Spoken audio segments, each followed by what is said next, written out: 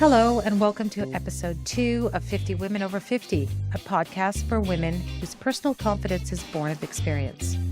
I'm your host, Sherrilynne Starkie. My goal with this podcast is to interview 50 fantastic women who are over 50 years of age to learn how they see this world, what lessons they have learned from life, and what advice they have for us all. And today, I could not be more excited to welcome Dyna Vink to the show. When her successful career in technology industry ended abruptly at age 51, Dyna innovated a whole new career path where she could have a positive impact on others. She founded Holistic Nutrition Lifestyle, a company to help women struggling with the symptoms of perimenopause, restore their vitality, and improve their quality of life. In this interview, she shares with us her Lemons to Lemonade story and tells us why she's dedicated to lifting the veil of secrecy that surrounds menopause.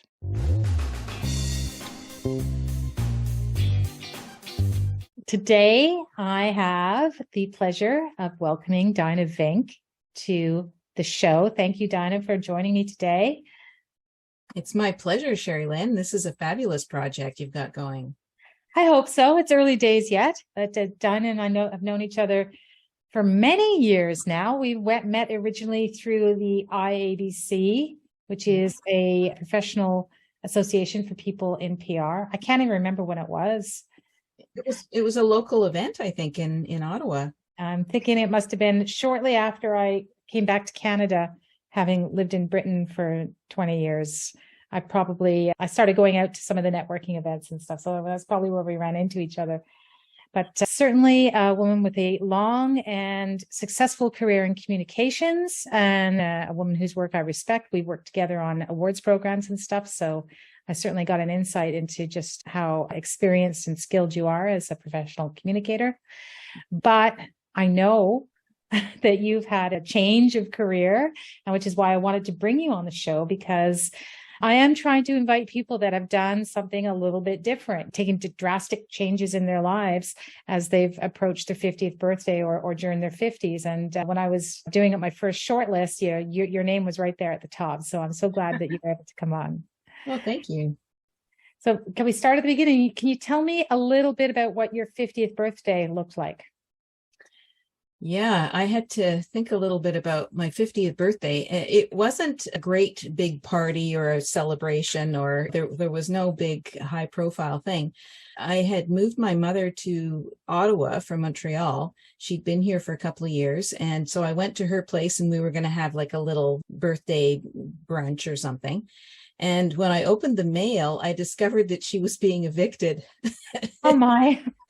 So that became the focus of my 50th birthday. This is an example of something that I think is kind of typical of women as they get into their 50s, late 40s, and sometimes into their 60s, where they start to have to take on a lot more hands-on approach and caring for the elders of their family, their parents and other elderly people.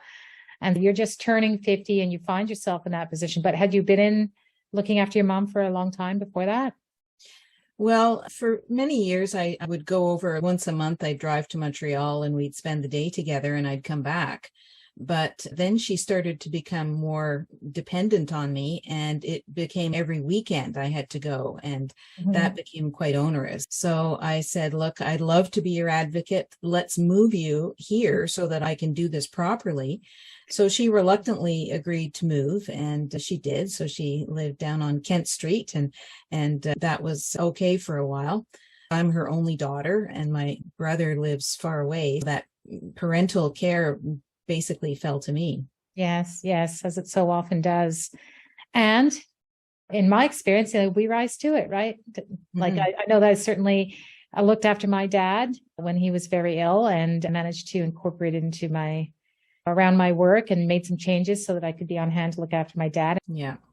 Did you do anything thinking about, I'm going to be 50 in a couple of years, and so before I reach this milestone, this is what I have to have done? Was there any kind of thoughts like that?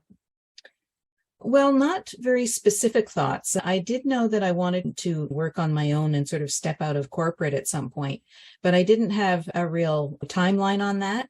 I just thought, okay, by this time I should have reached a certain, I don't know, level of expertise, a certain confidence, a certain ability to do things on my own and to choose my clients and have a little more autonomy from a time perspective. But I didn't really do anything beyond that. Yeah, 50s, in my mind, it was harder to find a job in my 50s. And so this was part of the anticipation that that might become an issue. So Okay. Yes. Well, I shared that too. When I was coming up to my 50th birthday, I was really afraid that that's it. You could be over the hill professional wise now. Yeah. And that I was worried that if I left the job that I was in, that I wouldn't get another job. But yeah. I hung on an extra 4 years, and man, I wish I didn't. Because as soon as I left an employed position, went out on my own, like my career just actually started to flourish. I never dreamt age 48 that I'd be saying age 55, my career was still flourishing. So that was a bit of a surprise for me about life in my 50s. Any other surprises for you? For life in your 50s, things that happened that you weren't expecting? Well, 1 year after that eviction notice, I was let go from Bell. And it was the big downsizing that they had, and they let go 25% of their management. I sort of thought that I was protected just because I knew so much. But it turned out that doesn't matter. I was surprised. And then because of the business downturn, I was out of work for 10 months. But it happened at absolutely the perfect time because I had time to help my mother with this transition to move out of independent living and into a senior's residence. She needed me a lot, and I was quite grateful that I had that time. Yeah. But your career's taken a whole new trajectory since you left being in an on-staff position. Tell us a little bit about that. Yes, that's true. Well, I did go out on my own working in marketing and communications, but it didn't really bring me joy. I wasn't getting contracts that really touched my soul, that turned me on, that gave me passion. And they were just kind of jobs, and I was glad to have the jobs, but they weren't something that I got up in the morning all excited and ready to go. And so then I thought, okay, we've got this age situation on one hand, where I know that getting a job in corporate is going to be pretty much impossible. So how can I reinvent myself so that my age is not a problem, but it's not a liability, it's an advantage. And so then I thought back, and I actually had a very difficult time in perimenopause in corporate. And I didn't really understand what it was. I just thought my body was falling apart. And it didn't just last for 2 years. It was like a 13-year undertaking for me. And I quickly realized that medical professionals were not going to help me. They didn't know. They'd try one thing, and if it didn't work, then sorry, that's it, can't help you. And my trainer at the gym was no help. Nutritionists, the same thing, offering these low-fat, high-carb kind of food offerings, which were not helpful. And so I just started to just depend on myself. I just dove into the research and tried to figure out how to deal with this. I figured I can't be the only one who has this, and I'd been very healthy until then. So I thought, let's try and figure this out. So I made some modest improvements, and that made a big difference for me. But at this point, when I'm thinking, okay, how do I reinvent myself? I thought, why don't I formalize what I've been looking at? Why don't I dive into this with a view of becoming a coach, where I can work with women to guide them through? So there's an educational component, there's an empowering component, and how do I do that? And so that's what I set myself up to do. And it's so rewarding. The impact that I have on women's lives now, it's just so enervating. I just love doing it. Tell me a little bit about your services. How do you help these women? What is exactly is it you are doing? Well, what I have is an 8-week program where we look at 4 specific lifestyle approaches. And so the first week we'll kind of study the approach, and the second week we practice it. And so we go through learn, practice as we walk through the program. And then I have weekly coaching sessions with them. They go through the program, the courseware, the videos, and there's resources there for them. And then we talk about how's it going, where are the questions, what's working for you, what isn't working. Let's see if we can make some small changes so that you can have the result that you're looking for. You say perimenopause, but that means so many different things to different people. Can you give me a description of how people that come to you, like what are they feeling? What are they trying to rectify? Well, the first thing that people notice is that their energy flags and that they're really tired. They may have had some hot flashes. That's kind of traditional. We all know about that. Yeah. Yeah. So hot flashes are a good one. And then their periods are changing. Yes. But that's kind of what the general public really knows about perimenopause. And perimenopause is the time from when the hormones start to change. So perimenopause is that time when the hormones are declining, and they tend to decline in a very erratic manner. Once you haven't had a period for a full year, then you're actually in menopause. And then once you're in menopause theoretically for a day, and then you go into postmenopause. Right. Okay. But that transition period can be quite challenging for women, and it can reveal just a myriad of symptoms. You can have things like headaches. You can have body pain. You can have brain fog. You can have sore feet. Right? You can have indigestion. So you can have just this whole myriad of different symptoms and not connect them with this hormonal change. But the fact of the matter is that hormones don't just affect your reproductive system. Of course, they affect your whole body. Right. And women are often delighted to learn that actually all these different things are part of one specific diagnosis.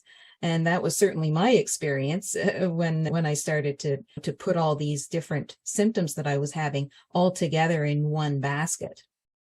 How has your business been with what's been going on in the world over the last couple of years? Did it impact your business? Well, I started it at the beginning of the pandemic. So it took me 9 months or so to figure out what I was doing and to put some kind of a program together. And then I launched in the midst of the pandemic. And of course, women were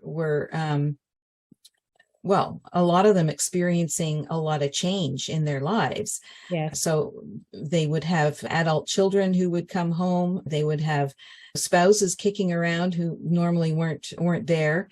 They'd have family members outside of the home, like parents or other relatives that they would be caring for. Plus, they had their own jobs, and they were starting to struggle under the burden of all those responsibilities. Yeah. So, although it seems counterintuitive to be launching a new business under those conditions, it sounds like your timing was perfect. Yeah, the timing was really good in the sense of having a digital business, because I don't do anything in person. So with the pandemic, that worked out perfectly, right? Nobody expected to meet with me in person. Right. And having online digital assets that you could use was perfect. That timing worked out really well. What advice would you give your 30-year-old self then, knowing what you know today? Go out on your own sooner. I totally agree. Very good answer. Yeah. It's there's fear there, of course, right? And of course, now I have resources that I didn't have when I was 30. So that makes the transition a bit easier. But so it was okay for me to basically take a year off income to build my business.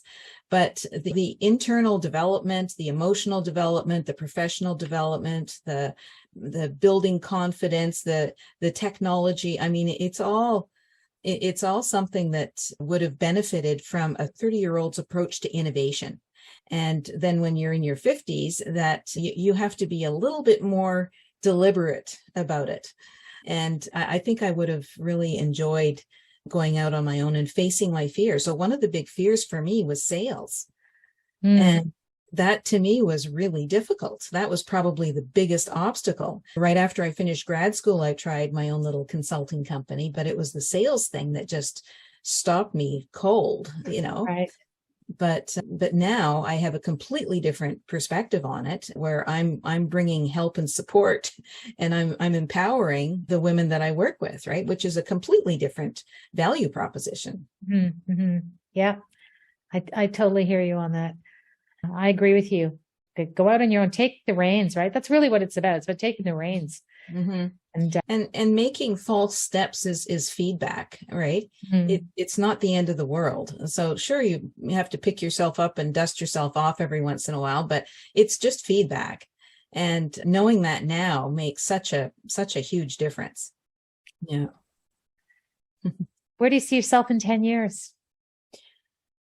I would like to perfect the digital nomad lifestyle. Oh. Now that my mother is gone, I don't need to stay in Ottawa. And after being on my own in just sort of with a digital face, right? I'm looking at, okay, where do I want to go and how can I bring my business with me and my cat and travel around that way. So maybe it'll start with a couple of experiments in a couple of countries that really interest me for over the winter time. But it may, in 10 years, I would expect that I'm probably doing that full time. I don't know if you saw the news today. There's a lot of bad news out this morning, a lot of bad news that's kind of worrying about what's happening in this world. But I try to remain hopeful. Well, sometimes it's difficult. What are you most hopeful about for our future? Well, I try to think about that in terms of the things that I can control. And so I look at how technology is making it easier to do things. So you can build and operate a business that has some heart-centered or some positive contribution that you'll make. So as much as I enjoyed my time working in high tech, right, another widget is not what turns me on anymore. So technology is making it possible to do more and more, both collaboratively and independently. So that really, I think, warms my heart. Yeah. And I'm also hopeful about how I can have a greater impact on the women that I serve, right? If I look at the future, if I look at 5 or 10 years from now, then there will be hundreds and thousands of women that I will have been able to support and improve their quality of life. And so that makes me hopeful. I feel like a lot of us, as we get older, our circle of influence gets smaller, not larger. I kind of like what you're saying there about working on your circle of influence so that you can help as many people as possible. Okay, a few minutes for the quick round of questions. What are you reading, watching, binging right now? Well, I've got Brene Brown's book that I'm just getting through. I'm about 3/4 of the way through. And Dare to Lead. Okay. I just finished reading Atlas of the Heart. Okay, right. Yeah. So she's got some really great suggestions there, which I'm already trying to put into practice, especially that listening, right? That listening and not reacting, but to take it in. I mean, that to me is the big takeaway. I'm also on the fun front. I've got this one, Operation Angus, which I love. Terry Follis's book? Yes. Yes. Okay. Well, Terry and I used to work together, right? I know. Yeah. I have not, sorry, Terry, but I haven't read that one yet, but I have read all the previous ones. And he's just such a brilliant writer and he's fun. Yeah. Yeah. Yeah, I enjoyed his whole series. I'm completely up to date on you're way ahead of me. His series. So that's been a lot of fun. And the next one that I'm going to be reading is Who the F Am I to Be a Coach by Megan Jo Wilson. Okay. And so that was recommended to me for some mindset work. And like coaching is different than teaching, right? coaching is very much a listening and a curiosity game. So that's and it kind of also harkens back to your first career in communications, because I feel like the listening part of the model, like organizations are getting better at it. They are getting better at it, but it is always the last part of the whole communications model that they ever think about is the listening piece. Doing that kind of listening is not quite the same as the interpersonal listening skills, the softer skills of leadership. So I feel like reading Brene Brown is like the best place for you to be right now if that's where you want to expand your skills. I think there's not a single thing she writes that's not 100% true. I really, really love her stuff. Yeah, she walks the talk. Yeah, that's for sure. What are you doing in terms of community works these days, charity, volunteering, anything like that? Well, since the pandemic, that has shrunk, I guess, but I've been a Plan Canada sponsor for 22 years now. Okay. And my current child is called Modesta, and she's in Indonesia. Okay. So I've had, I think, this is the fifth one that I've had, all girls. Yes. Okay. When they came out with the I'm a Girl campaign, I said, yes, that's for me. I remember that campaign. Yeah. Yeah. It's still going on. What have you learned from this experience? Well, I think it's highlighted the significance of the nurturing impact that girls and women have on society in general. Mm-hmm. And it provides the girls with life skills, right? So don't just give them a fish, teach them how to fish. Right. And so that's what this program does. And they learn so many life skills. And often the girls go away and do like a teacher's college or something, and then they come back to their communities with those extra skills. So it's really lovely to see how a community can blossom with even a handful of these girls come women. Yeah. Well, that sounds like something fascinating. And it's something that, again, you can have a direct impact on not just the girls' lives, but the girls' families' life and the wider community. What app could you not live without? Well, my life is filled with a lot of apps these days, running a digital business. But the one that really is impressive, I think, is so simple. It's a calendar app. And so I use Once Hub, and it provides the opportunity to schedule a call, right? It's a simple but really powerful app. And I don't know how I'd work without it. You know, I totally agree. I've recently started using an app like that, and it's simplified because I cannot tell you, I cannot keep my own calendar. Like, I just don't have the capacity for detail that you need to get all that detail in one place. And so, of course, had a few mix-ups and stuff along the way. So I find that using an app like that really does help. And it takes the pressure off me to remember all the details myself, because I know that it's all going to happen automatically. Is there an over 50 life hack that you'd be willing to share? For me, it was using lifestyle approaches. And these lifestyle approaches don't just help with the hormonal life changes, but they also mitigate the risk from underlying conditions like osteoporosis, heart trouble, diabetes, dementia, right? And so these lifestyle approaches include food as medicine, restorative sleep, hormone appropriate movement, and positive mindset. I intend to walk when I coach to embody that. Mm-hmm. And it makes such a difference, because if I stray outside the lines, then I wake up with brain fog, or I start to get acne all of a sudden, or I get joint pain, or I get indigestion, or right away I can tell I've colored outside the lines here. I get blowback. So I just want to make sure that I understand here. So what you're recommending as a life hack is to adopt a framework to manage different aspects of your life, your mental health and your physical health? Exactly. Oh, okay. And that's part of what you use in your coaching, is teaching people to use these frameworks. Yeah. Okay. Can you list them off for me again, please? Sure. The first one is food as medicine. Yeah. The second is restorative sleep. The third is hormone appropriate movement. And the fourth one is positive mindset. So do you like choose from among them, or you have all of them running concurrently? How does this work? They all run concurrently. Yeah. Okay. All right. Yeah. And sometimes more one than the other. Yeah. Can we dive a little bit deeper on the sleep one? Because I feel that for a lot of women in their 50s, sleep can become elusive. So can you tell me a little bit about the restorative sleep framework? Sure. Well, the restorative sleep has the goal of not only helping you to fall asleep, but to stay asleep. Yeah, that's the big thing for sure. Yeah.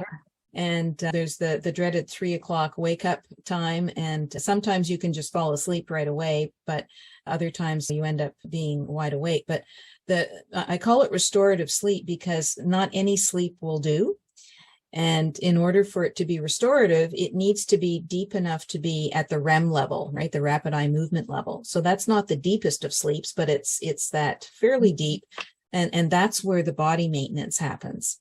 So that's where the body restores itself and it cleans out the toxins, the debris, the dead cells, and it's also able to rebuild cells, like build new muscle, new brain cells, etc. So all that restoration is done during that REM sleep. The trick is to try and maximize that. And there are a couple of different ways to do that. One is through food choices. Another is through sleep hygiene. And another is through movement, right? The hormone appropriate movement. So and mindset even plays a role there too, by telling yourself that it's time to sleep and doing some meditation. So you can bring all four of these lifestyle approaches to bear in order to maximize that sleep capability. Is there anything I'm not asking you that you'd like to include? Well, I have a free offer. Okay. Tell me about it. Sure. So I offer a free perimenopause systems assessment to women. And during that assessment, we review the perimenopause journey using questions that I put together from a lifestyle approach framework, right? Just as you mentioned earlier. This assessment is able to reinforce positive habits that women tell me about. And it also identifies gaps and opportunities that we can use to improve their lifestyle, to mitigate symptoms that are causing them a problem. And women love it because they are heard, right? These symptoms they're not imaginary, and they understand better what's going on. And they know that they're not alone, because this is often the three biggest fears that women have about perimenopause and not understanding it. So the outreach supports educational goals, and it provides women with tips that they can action pretty immediately to improve their quality of life. So that's available. So that not alone piece, I think, is so powerful, because I mean, talking about these things, it's very personal and can be really embarrassing.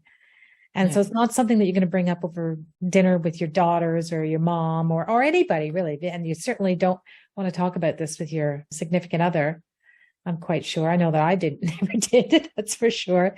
So I think it's what you're talking about is having like someone in your corner that you can talk about these issues with, and in a safe space that it's not going to provoke any kind of like teasing or anything. That business of shame or guilt that I think you're describing is really not necessary. We don't have the same thoughts about the other end of the reproductive, right? When girls start to menstruate, when they start to mature, when they go through puberty, and then even the whole contraception discussion, I think, is fairly common. Yes. Right? Yeah. It's out there. Then there's the business about having children. Well, good grief, right there. It's like all kinds of information about that out there. For sure. But somehow this perimenopause piece has this veil of secrecy around it. Yeah. So that's an unfortunate part of our society, I think, that I hope will change. And you asked about 10 years. I hope that it will change by then.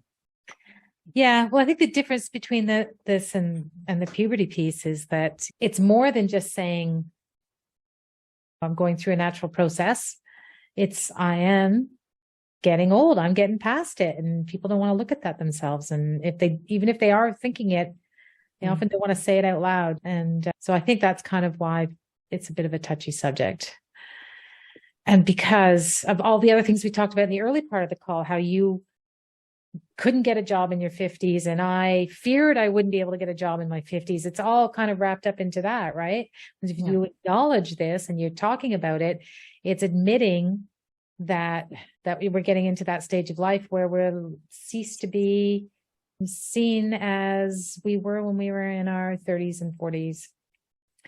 But that could be a good thing, right? Because with age comes wisdom. Oh, totally agree. Experience. So why does the fact that we're reproductively active or not, why does that have any bearing on anything? It doesn't. No, of course it doesn't. It doesn't. Yeah. So I find that there's some societal pressures here that we need to push back against, right? That we need to refuse basically and change things. Where can people reach you? They could reach me at my website, which is holisticnutritionlifestyle.com. Okay. Well, thank you very much for joining me today. I think this was a great call.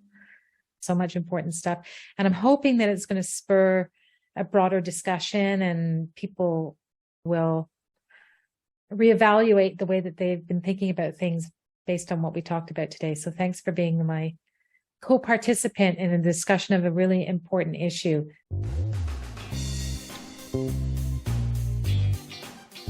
And that's it for episode 2 of 50 Women Over 50, a podcast for women whose personal confidence is born of experience.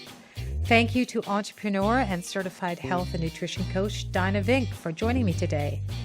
Check out the show notes for links to Dyna's offer of a free perimenopause symptoms assessment, her social connections, and other resources that we discussed on today's show. I've got lots more interviews lined up with some fascinating women, so don't miss an episode. Subscribe to this podcast now. And if you have a second, please do drop me a rating or a review on Apple or wherever you get your podcast. It'll help other people find the show. And let's connect and create a whole community of wise women over 50 by sharing a link to the show with your friends and connections. See you next time on 50 Women Over 50. I'm your host, Sherrilynne Starkie.